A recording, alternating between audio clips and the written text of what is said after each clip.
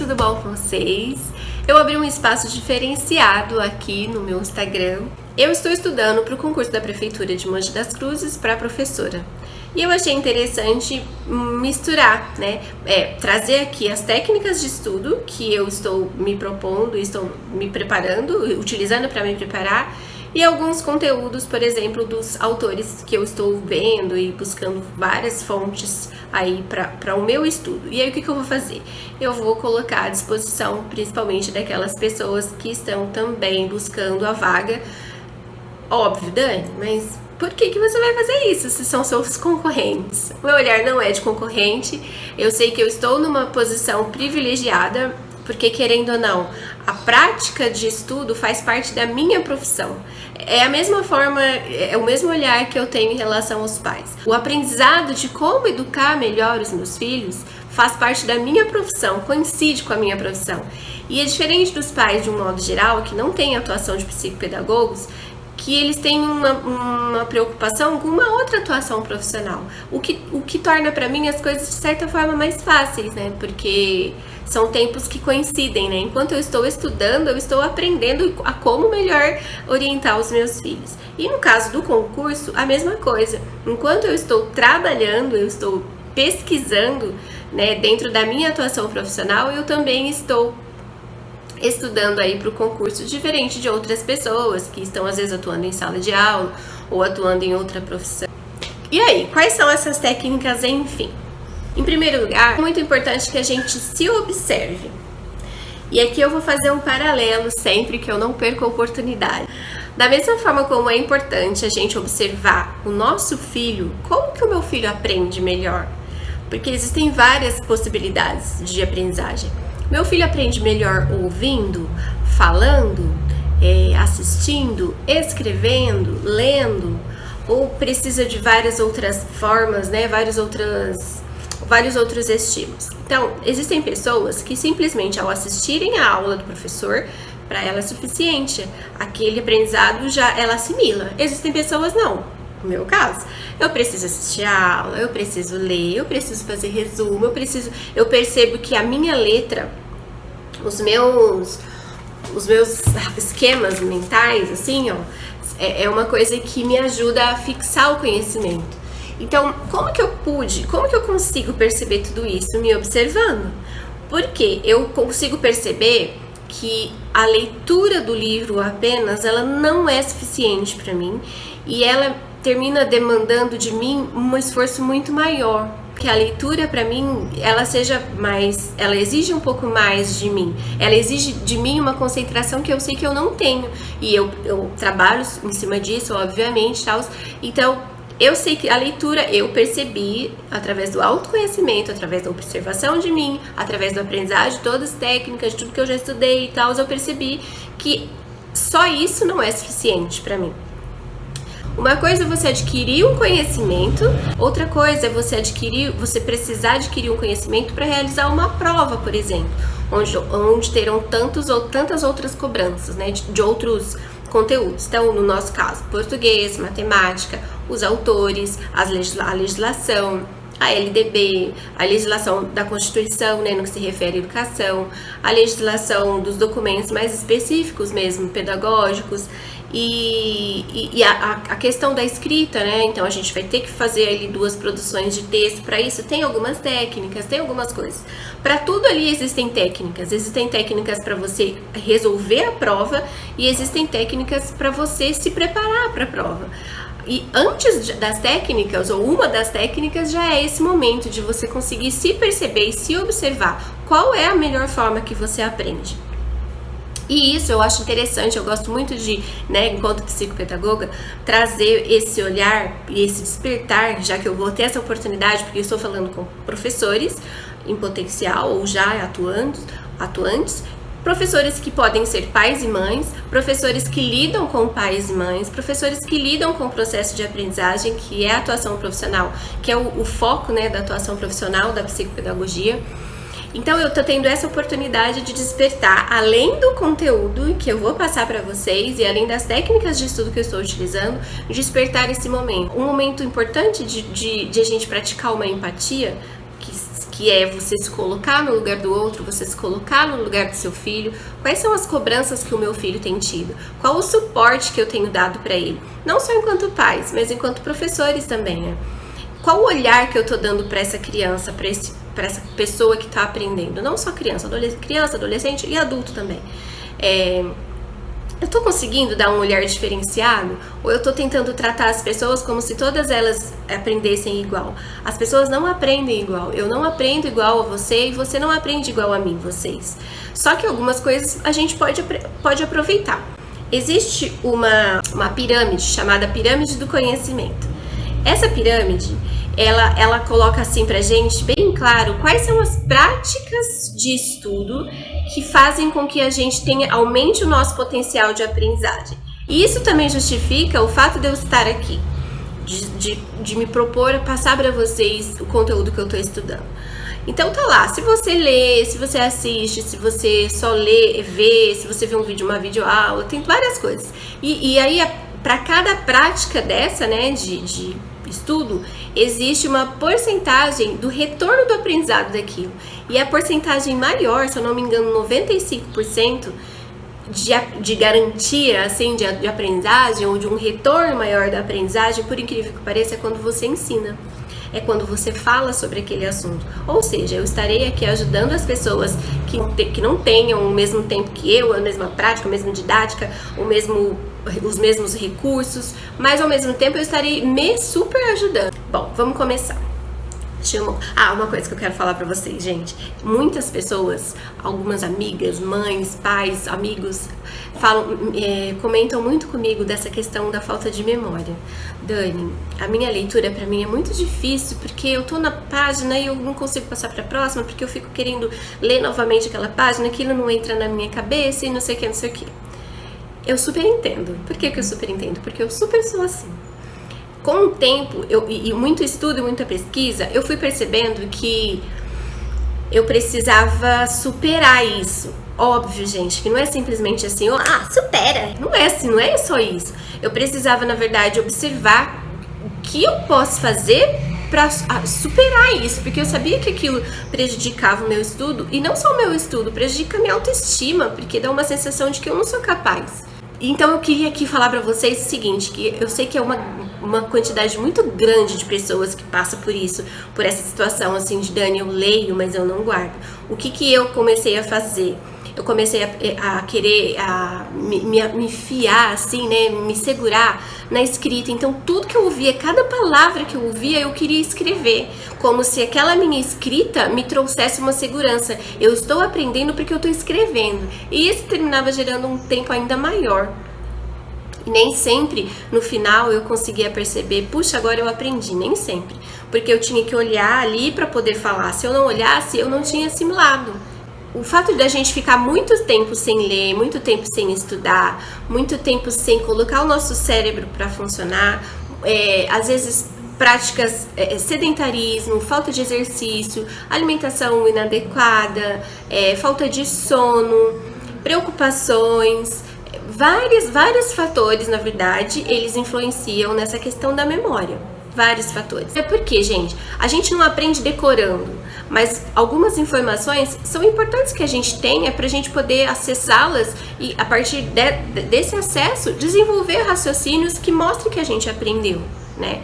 E na prova é meio que isso também. A gente não vai conseguir decorar todo o conteúdo do edital, mas alguns termos é importante que a gente memorize, que a gente se familiarize, pra gente poder, inclusive, fazer associações. Então vamos lá. Bom, primeiro passo, que eu acho super importante. Primeiro, organização. Dani, mas eu sou super desorganizada. Gente, eu sou um misto de organizada e desorganização. Sabe aquela pessoa que arruma todo o guarda-roupa, arruma toda a gaveta e depois ela mesma com o tempo vai bagunçando? Então, sou eu. E nessa necessidade de organização, que eu acredito e eu sei, eu pesquiso sobre isso, eu vejo que a organização ajuda, eu corro muitas vezes o risco, e eu tenho que me policiar por conta disso, de não perder muito tempo me organizando. Às vezes eu perco tanto tempo me organizando que quando eu para efetivamente estudar eu já tô cansada. Mas enfim, organize a sua organização, né? Então pega um dia para colocar tudo o que você precisa em ordem. em mãos. Então, eu, por exemplo, o edital tem lá, né, a forma dele lá de escrever, são letras pequenas, são corridas e tal. Eu gosto de fazer assim, eu não sei se vai aparecer para vocês. Então, eu lancei lá no Word, eu coloquei aqui, ó, a bibliografia. Coloquei em verde, cada autor aqui com um número. Eu já coloquei assim, por exemplo, o Arredondo, eu já coloquei, já fiz o resumo, já fiz a redação e já fiz o cartão. Não sei se vai dar pra ver aqui. Então, ó, já tiquei. É uma forma de organizar. O que significa que eu já fiz o resumo, redação e cartão? São as técnicas que eu estou utilizando para estudar. Depois tem o próximo autor, que é o Doug Lemov. Também do Doug Lemov, eu já fiz a redação, eu já fiz o cartão. O resumo tá escrito aqui para mim assim, ó, passar a limpo. Certo? Por que é importante isso? A organização, ela te dá uma sensação de dever cumprido. E isso te dá uma sensação de que você manda informações para o seu cérebro de que aquilo que você está fazendo é válido, ele vai ser bom para você. Então, por isso que é bom a organização. O conteúdo é extenso, então pode ser que chegue determinado momento que se você não vai se organizando e ticando, olhando, isso eu já vi, isso de repente eu até já revi e tal, você pode se sentir assim, poxa, eu não tô dando conta, eu não tô produzindo, não tô sendo produtivo, não vou conseguir. Né? Então a organização ela é boa para isso, para você não ficar andando em círculo, não desperdiçar tempo com outras coisas. Eu tenho essa tendência, eu vou fazer uma coisa e de repente aparece outra. As redes sociais, na verdade, elas dão isso. A nossa vida hoje em dia, ela tem isso. A gente tem muitos estímulos. E lembrando, né, aquela associação de empatia que eu falei com os nossos filhos têm isso. E esse momento que a gente vai estudar, e os nossos alunos também, é interessante a gente pensar nisso. Como é difícil você focar em determinada coisa com tantas outras informações e estímulos vindo para você ao mesmo tempo. Então, primeira coisa, organização. Eu gosto muito do Word, eu tenho mais segurança para fazer as coisas, mas existem tantos outros, obviamente, aplicativos, programas, sei lá como é que fala, para você fazer isso, né? Tem o Excel, quem manja lá de planilha, essas coisas, mas eu acho importante tê-lo para mim. Outra coisa que eu faço, eu gosto de fazer amizade com o autor e trazer para ele mais perto de mim. São em torno de 32 autores que a gente vai estudar. Você já parou para pesquisar ou teve alguma dúvida para falar sobre a vida do seu amigo? Sobre a vida de uma pessoa perto de você? Não, a gente fala naturalmente, a gente não fica pensando, puxando da memória e tal. Nossa, você viu? Nossa, então, a filha estudou, a filha casou. Não, o filho terminou separando. Você viu que tiveram outros filhos? Nossa, foi pro exterior estudar. Não, os filhos gostam mais de ficar tal. Você viu que legal, eles estão juntos até hoje. Você viu terminar separando? Que bom. Mano, a gente fala muita coisa. Ai, gente, desculpa, mano, às vezes ele vai sair. A gente sabe muita coisa sobre a vida dos nossos amigos, dos nossos inimigos, dos nossos vizinhos, dos nossos familiares. E por que não saber da vida dos autores? Então, o que eu pensei? Em trazê-los para perto. Então, o que eu quis fazer? Para cada um, eu pesquisei a foto deles e coloquei nessa folha de sulfite e eu fiz um portfólio, na verdade, aquelas pastas de plástico. E fiz assim, ó, pesquisei a biografia e fui fazendo o resumo do livro em si. Uma coisa sobre essa questão dos resumos, é importante a gente saber que os resumos normalmente eles fazem mais sentido para quem o fez. E para quem vai se utilizar de um resumo de terceiro, é importante que tenha pelo menos a explicação dele e que quando você ouça a explicação, você vai fazendo as suas anotações para ele depois fazer mais sentido para você. Então, primeira técnica, organização. Segunda técnica, eu peguei a foto porque eu quis fazer a amizade, eu quis trazer para perto de mim para eu saber. Arredondo é quem? Tem uma outra autora, Fontana. Aí eu falei, gente, Fontana, homem, mulher, sabe? Tem outros sobrenomes que só o sobrenome às vezes você não sabe. É brasileiro, é estrangeiro, tá vivo, tá morto, trabalhou com outra pessoa que eu conheço. Então, eu gosto de ir atrás de uma biografia mais profunda. E aí eu vou trazer para vocês isso, pra vocês ganham tempo, tá? E aqui o meu esquema do meu resumo, o meu jeito de fazer o resumo. O que mais eu fiz para técnica de estudo? Eu fiz esses cartõezinhos aqui, ó. Para cada autor, tá o nome do autor e o nome do livro. Então, ó, o Doug Lemov é um outro autor da aula nota 10, que são técnicas para melhorar a gestão da sala de aula, é um outro autor. Então, eu ponho aqui a pergunta que eu invento e atrás tem as respostas. As respostas, na verdade, elas são para que eu olhe depois. Primeiro eu tento responder sozinha, né? Isso daqui, esses cartõezinhos, esses pedaços de folha sulfite, eu faço depois de ter estudado. Eu vejo vários outros vídeos. Gente, uma coisa, eu não li os livros. Acho que o livro que eu li apenas foi do Paulo Freire, por conta de uma outra atividade, de um outro trabalho. Então, esses livros eu não li. Eu estou falando para vocês como aluna que pesquisou e está se preparando. Eu não estou falando como professora, tá bom? Então, primeira técnica, organização. Segunda técnica, vamos procurar uma foto do sujeito ou da sujeita e colocar numa folha e fazer os nossos esquemas pra gente associar a cara da pessoa e a gente tentar trazer pra uma coisa mais familiar da gente. Cartõezinhos de perguntas e respostas que eu mesma tentando responder pra tentar memorizar e me familiarizar com o conteúdo do autor. E por último, a gente vai ter que providenciar, a gente vai ter que responder 2 questões dissertativas. São 20 linhas. Então, eu fiz aqui eu fiz no Word também, tudo eu faço no Word. Uma folha com 20 linhas, numerei aqui. E para cada autor, depois que eu faço tudo isso, eu estudo eu vejo as aulas, eu leio os resumos, né? Eu faço cursinho também, online agora, eu tava fazendo presencial e agora mudou para online. E depois que eu assisto a videoaula, depois eu vou no YouTube também procurar outras falas que eu acho importante, faço meu esquema, trabalho em cima dos cartõezinhos de pergunta e resposta e aí eu pego uma folha, essas folhas que eu fiz com as linhas, de 20 linhas, e tento colocar da minha cabeça tudo que eu aprendi sobre o autor nessa linha. As questões na prova não vão cair, não vai pedir para você falar sobre determinado autor. Elas vão dar uma situação problema. Agora, se você conseguir resolver aquela situação problema e embasar num autor que consta do edital, isso vai enriquecer muito a sua resposta, a minha resposta, a nossa resposta. Então, assim, isso daqui também é interessante pra gente ter noção do espaço. Eu sou uma pessoa que eu falo muito e eu escrevo muito. Então, quando eu fui escrever aqui, já percebi que eu vou ter que administrar. Porque senão vai ficar faltando coisas, ou eu vou terminar fazendo uma introdução muito grande, enfim, para eu saber que eu preciso enxugar. Dani, eu não consigo escrever muito, eu não consigo desenrolar. Depois eu vou trazer para vocês um vídeo só sobre essa questão de produção textual, porque existem umas perguntas chave, se bem que essas perguntas elas são para outro tipo de texto, mas dá pra gente usar aqui, eu vou adaptar.